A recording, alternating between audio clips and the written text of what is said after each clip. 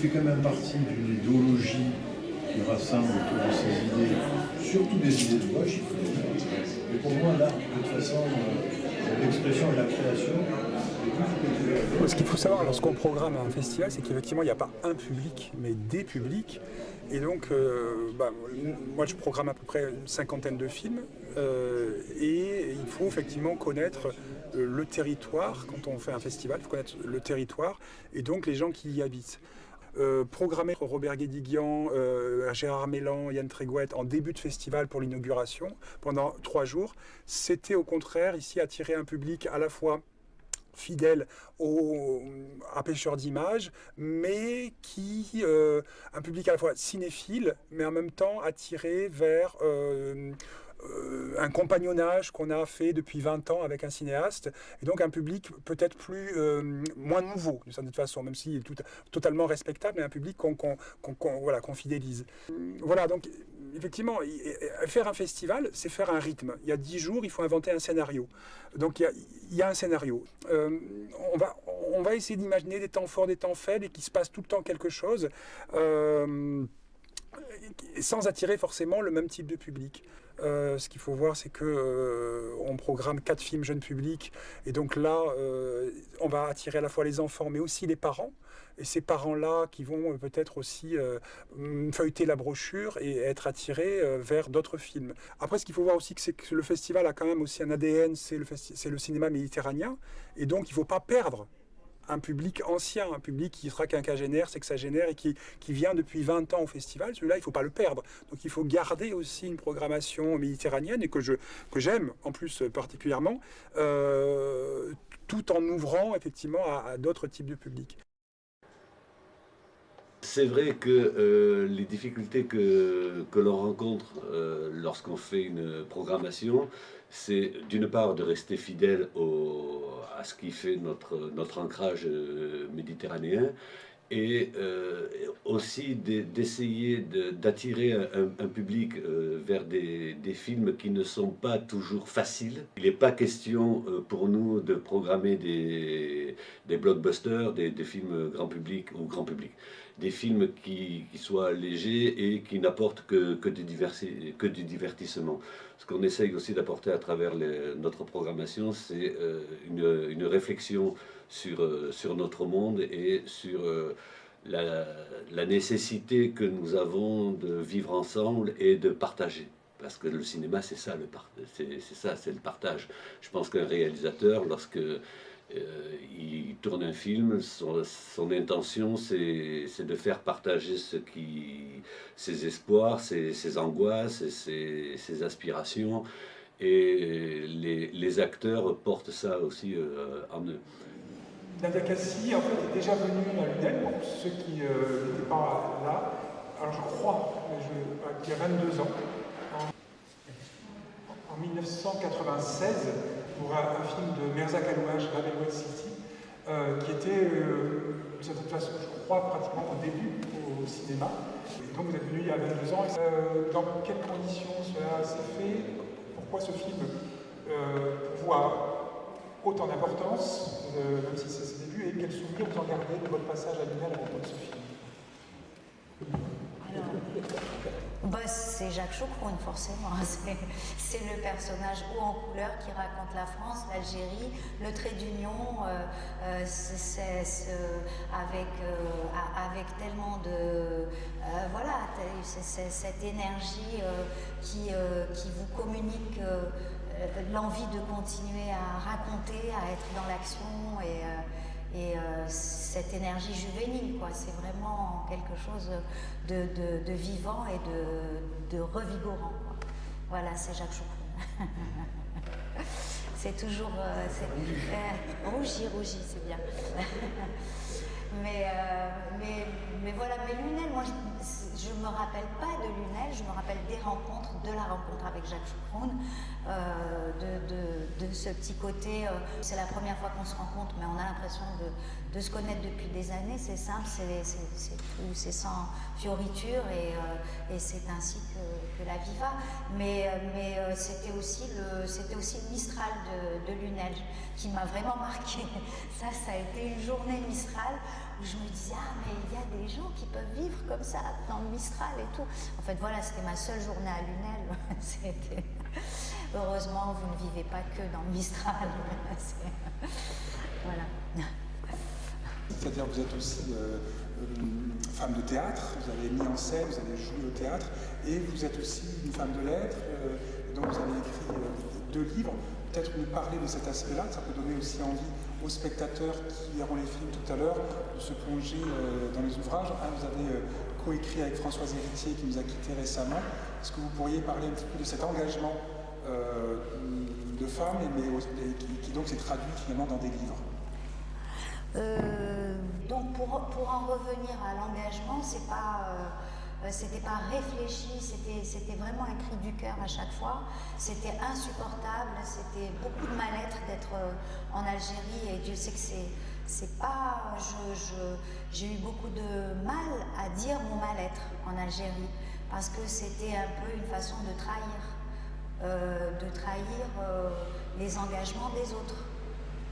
De ceux qui nous ont finalement apporté et qui ont été très généreux avec nous et qui se sont battus pour avoir une société à peu près libre, à peu près indépendante. Et donc tout ça est toujours très, très lié et le mal-être, il ne faut pas en parler, tout est réduit. Il faut toujours le réduire et, si possible, ne pas en parler en Algérie et encore moins en parler à l'étranger parce que sinon c'est encore plus de la haute trahison et on lave son linge sale en famille, mais en famille, évidemment, quand on lave son linge sale, on n'a pas l'espace pour le laver parce que tout le temps on nous dit le linge est très propre. C'est pas la peine de le laver, il est très propre.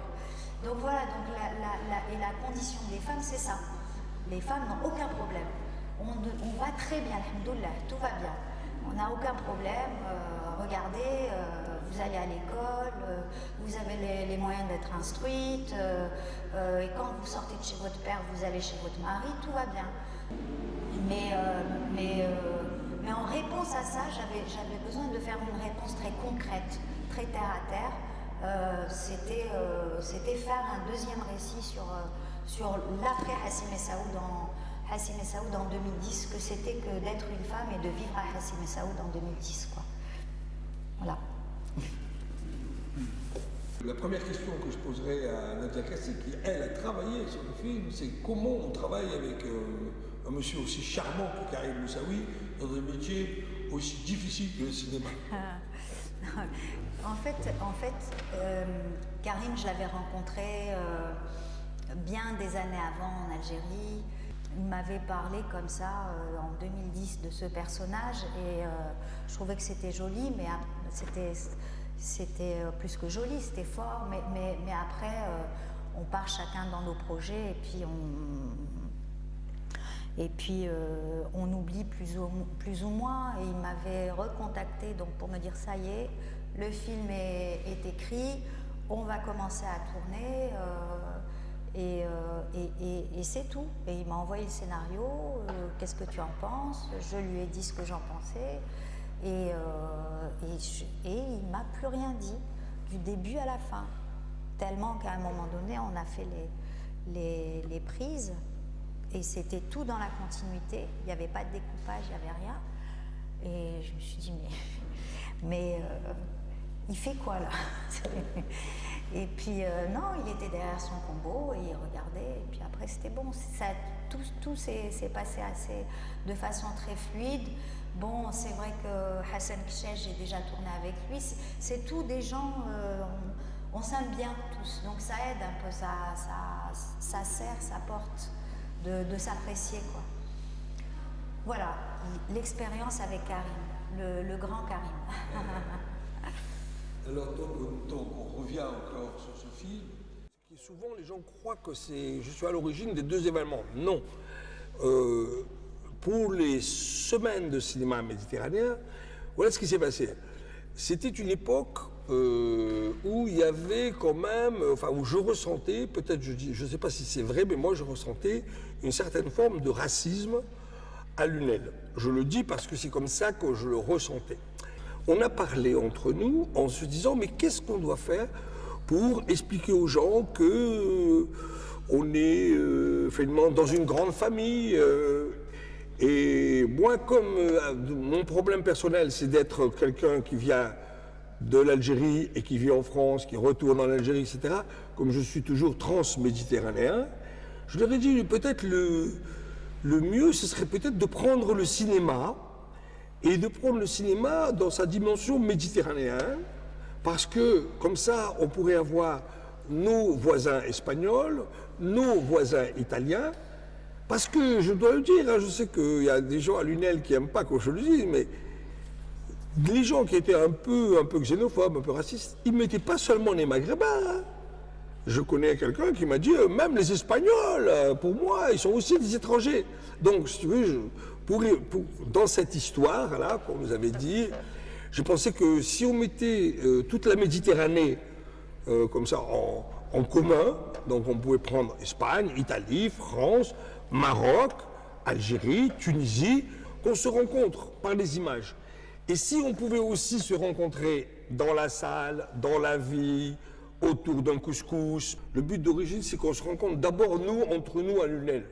Entre Ninois de différentes nationalités. Alors après, naturellement, comme on était autour du cinéma et qu'on devait essayer de rendre l'événement un peu populaire, etc., on a invité des cinéastes. Il y a eu des débats extraordinaires.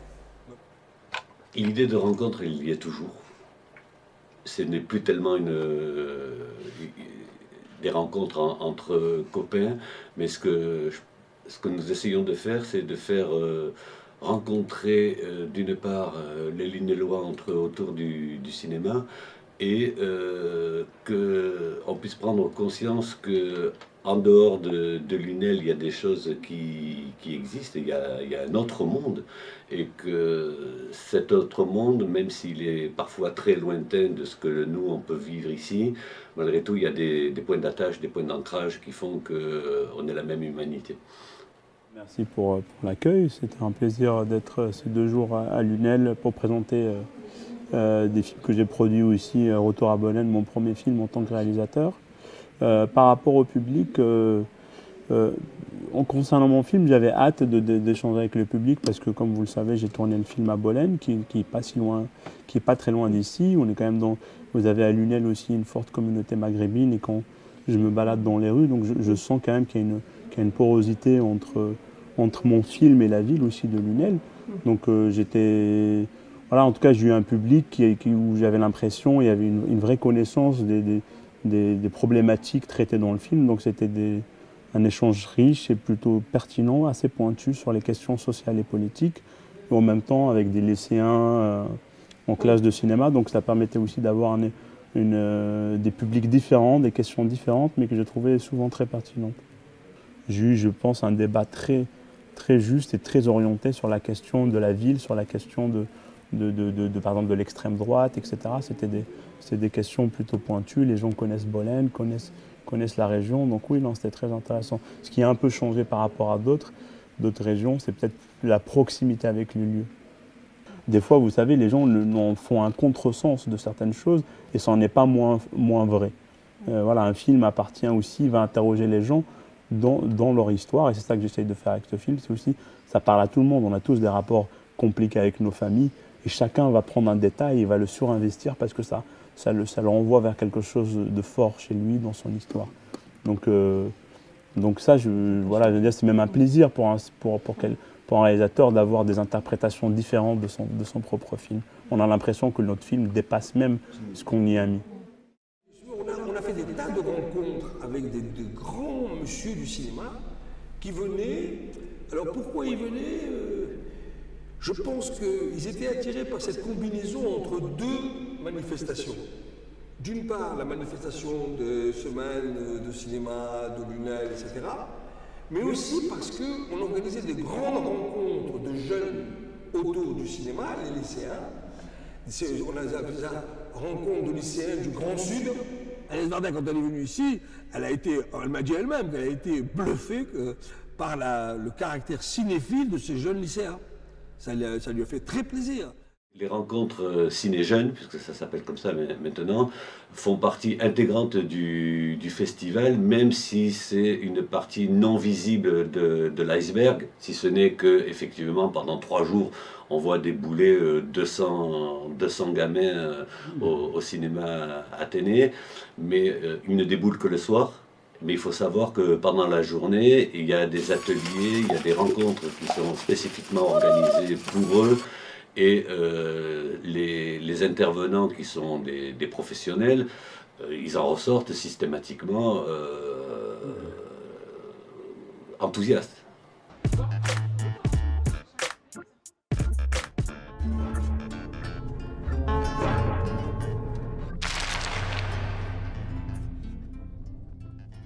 Qu'est-ce que c'est que ces rencontres? Il s'agit d'un stage qui s'adresse principalement aux élèves des sections cinéma des lycées. Donc on a évidemment, puisque au lycée Louis Feuillade à Lunel, on a une section cinéma qui est importante, qui a une importance historique très grande. C'est une des premières sections cinéma, elle a été longtemps une des plus importantes de France en nombre. Donc on a évidemment les élèves de notre section qui sont concernés par ce stage, et puis des élèves qui viennent d'ailleurs. On a eu des Suisses, on a eu des gens qui viennent de La Réunion. Enfin voilà, on a une certaine notoriété qui fait que les gens viennent d'assez loin pour ce stage. Dans la partie qui est spécifique aux rencontres et qui n'est pas forcément commune avec le festival, on a des invités. Alors, par exemple, cette année, c'est Saïd Amish. C'est vraiment un des producteurs français en vogue. Il travaille beaucoup entre la France et le Maroc. Et il fait un travail particulièrement intéressant comme producteur et comme cinéaste. Voilà. Il y a souvent un jeune cinéaste ou un jeune producteur qui ouvre les rencontres, et puis quelque chose d'un peu différent, souvent des cinéastes confirmés, ou là des cinéastes un peu atypiques, qui ferment les rencontres. Dans l'intervalle, entre ces 2 demi-journées, entre le mercredi matin et le vendredi après-midi, qu'est-ce qui se passe? Eh bien, il y a encore des rencontres d'une richesse particulière qui se font, puisque les lycéens suivent des stages qui mêlent théorie et pratique, où ils sont divisés en tout petits groupes de 12-15 élèves maximum. Et ces petits groupes sont encadrés par des professionnels du cinéma, où ils vont aborder une question particulière du cinéma. Bon, on a des gens qui viennent parler de comment diriger un acteur de cinéma, le maquillage, latex au cinéma. Qu'est-ce qu'il y a eu d'autre? Travailler sur le plan séquence. Faire 3 films en une demi-journée. Il y a une famille des rencontres d'animateurs qui sont fidèles et qu'on retrouve tous les ans. Et puis chaque année, des gens qui arrivent à faire des propositions nouvelles. Et donc voilà, les élèves abordent des questions de cinéma avec d'éminents spécialistes. Et ils vont être, si vous voulez, ce qui est intéressant, c'est qu'ils vont être en prise. Ils ne vont pas écouter un cours. Ils vont évidemment avoir une introduction théorique, mais ensuite ils vont être fabricants eux-mêmes de ces questions qu'ils vont aborder.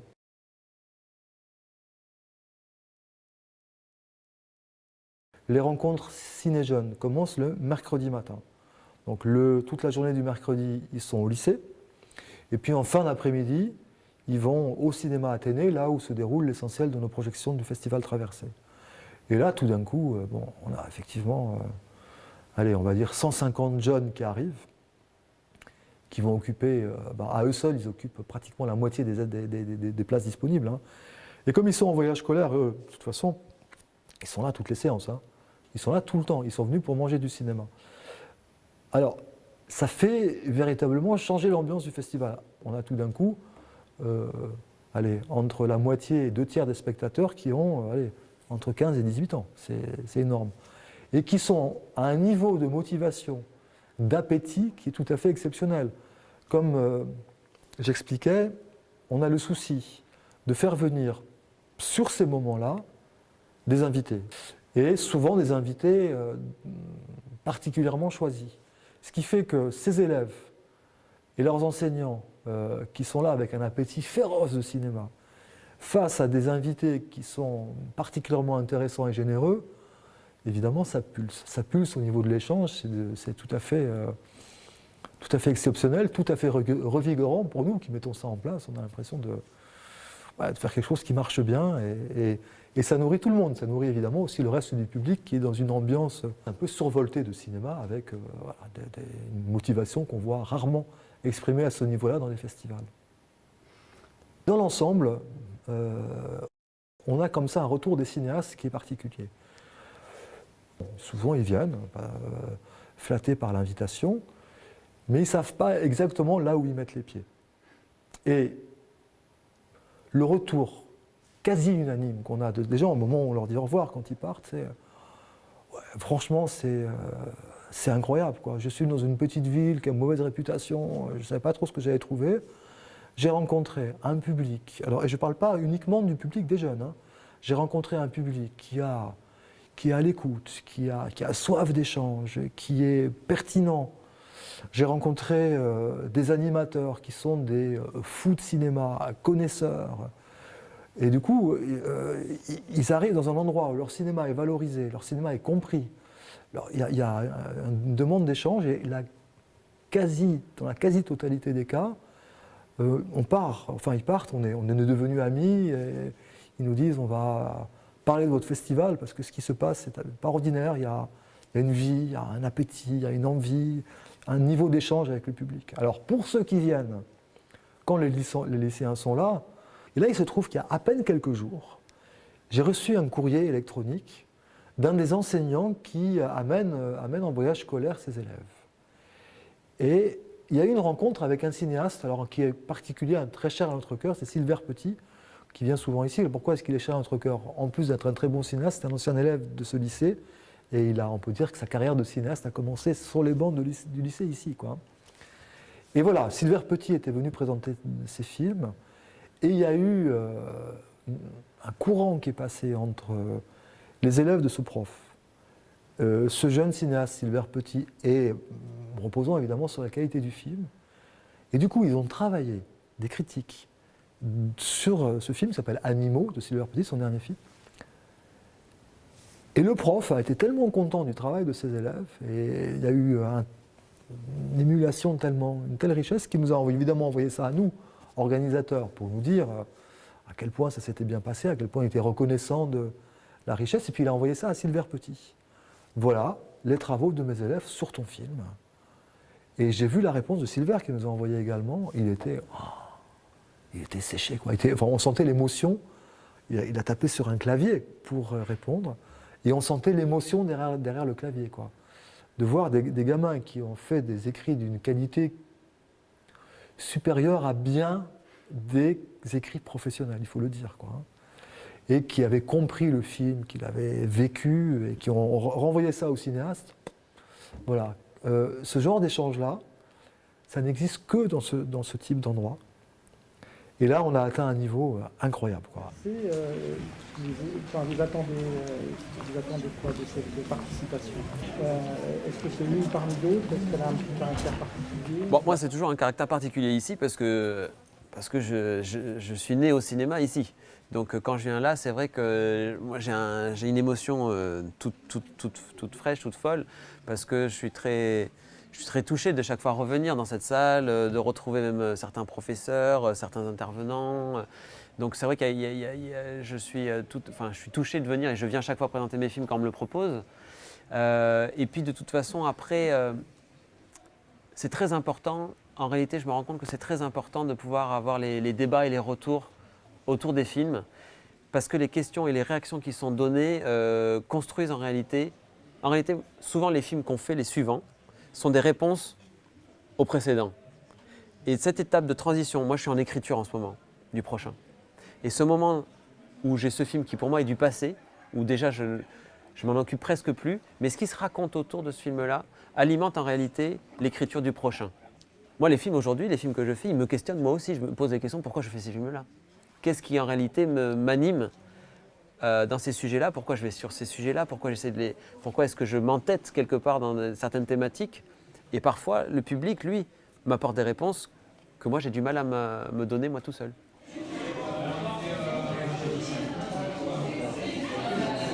Très heureux de vous rencontrer, mais on s'est déjà tout dit pratiquement. Ouais. Hein. Ça y est, il n'y a plus d'interview coupée. Je veux dire. Bon, vous avez un emploi du temps chargé, vous avez un grand succès, vous êtes jeune hein, quand même, vous êtes très jeune. Comment vous avez perçu le débat et les questions qui vous ont été posées? Est-ce que c'était des choses attendues? Est-ce que ça vous enrichit ces débats dans les différents festivals comme ici? Souvent, les débats sont nourris par... chaque festival est très différent. Il n'y a pas un festival qui se ressemble. Je me suis rendu compte que il y a des questions qui reviennent fatalement, c'est normal. Moi, j'essaye de faire l'exercice en répondant comme si on m'avait posé la question pour la première fois, parce qu'eux voient le film pour la première fois. Et moi, je fais la tournée des festivals depuis le mois de septembre. Donc, c'est important de répondre comme si c'était la première fois qu'on me posait la question. Ce qui m'a perturbée dans Mollement un samedi matin, c'est ma colère en fait. Ce que je disais tout à l'heure, j'étais plus en colère. Mais j'avais raison. Maîtriser vos émotions. Non, mais j'avais raison d'être en colère à ce moment-là aussi. C'était peut-être important de le faire comme ça. Et ça m'a permis aujourd'hui de faire autrement le prochain.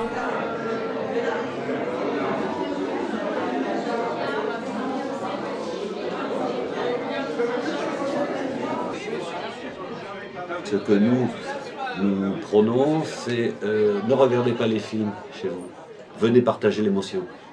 Parce que un film, c'est le partage du réalisateur et des acteurs avec le public. Mais aussi, un film, c'est le partage des émotions qui peuvent transpirer dans une salle. Lorsque il y a certains films et que les gens pleurent, ben on pleure ensemble. Ou quand on rit, on rit ensemble. Et ça, malgré tout, même si dans une salle on est isolé, qu'on ne connaît personne, on a partagé un petit moment de notre intimité avec des gens qu'on ne connaît pas. Et ces gens qu'on ne connaît pas, on sait très bien que ici, dans une des salles de l'Athénée, ben, il se passe peut-être la même chose dans une autre salle au fin fond de l'Afrique, de l'Amérique du Sud ou même de Calais.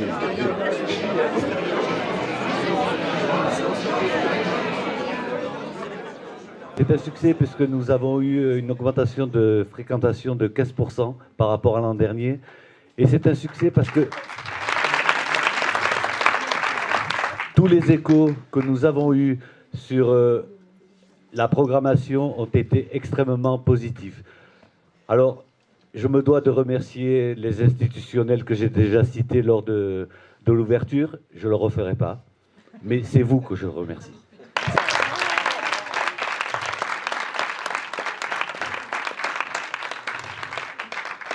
Mais avant toute chose, je veux remercier chaleureusement l'ensemble des salariés de Pêcheurs d'Images qui, depuis le mois de septembre dernier, travaillent. C'est le...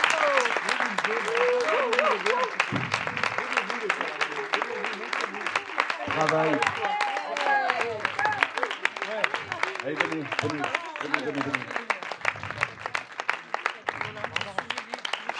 Marie-Émilie, Coste, Christine Grosso, Emma Gâteau, notre petite dernière, Barbara Cambiano. Je n'oublie pas nos deux services civiques qui, eux, vont nous quitter à la fin du mois. Et l'ensemble des bénévoles, je ne vais pas les citer, ils se reconnaîtront. Jean-Claude, Gérald, Karine, Daniel, Laure, Amit, Tristan, Martin. Pardon.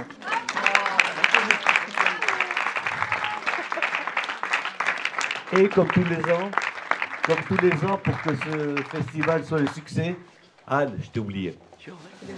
Comme tous les ans, nous avons un coup de main de dernière minute par les stagiaires qui sont là. Venez. Le travail qu'ils font, toutes ces personnes-là permettent de faire de ce festival, qui est le 35e, un succès. Et ce succès-là, nous pensons et nous voulons qu'il soit beaucoup plus vaste que notre territoire. Merci à vous.